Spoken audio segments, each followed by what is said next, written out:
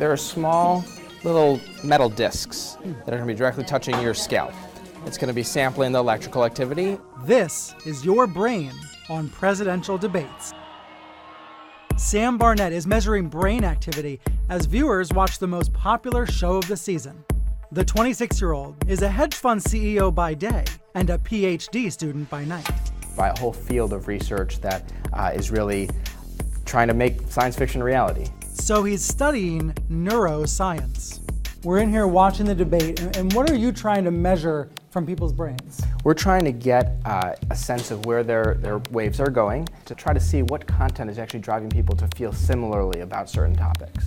In a room filled with equal numbers of Republicans, Democrats, and independents, Barnett starts to study the data. So the introductions were pretty mild overall. He quickly notices one thing everybody's brain seems to agree on: Donald Trump.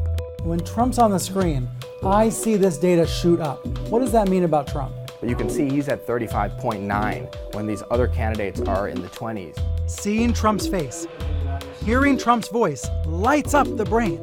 The fact that you can make everyone feel, at least on a neural kind of fundamental basis, the same way is very interesting, because they might subjectively or consciously disagree with it, but something in their brain is ticking the same way when that's happening. Maybe it's his unique television skills, perfected during a decade on The Apprentice. So what you're showing here is that whether you're a Democrat or a Republican watching the debate, when Trump's on the screen, suddenly your eyes are wide open, you're paying more attention. Yes, so everyone in the room is sharing some kind of neural bond. Everyone is kind of feeling the same kind of attention, the same kind of underlying passion, at least. Afterward, Barnett's analysis found that Trump led engagement among Democrats, Republicans, and independents, as well as the women in our focus group. He trailed Marco Rubio among men, but only slightly.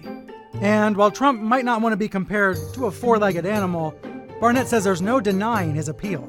Are there other things you would compare this sort of heightened engagement to? Dogs have been known for a long time in advertising as, this very popular kind of figure to include, and, people of all different walks of life like seeing a dog in a commercial. It's cute and engaging and interesting, and, maybe people are feeling similarly about Donald Trump. Trump was more engaging talking about immigration than about, say, education. This is one of the questions that Trump didn't perform as strong on. We see this being a much stronger answer for John Kasich. But Trump was best overall at getting this focus group to really focus on his words.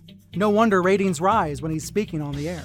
Barnett uses this method to study advertising, and he's applying it to his hedge fund investments as well. In the not-too-distant future, he expects campaigns to be strapping these contraptions onto people's heads to learn more about their neural reactions. I would imagine that people would learn from this, and this would continue to shape more effective messaging in the future.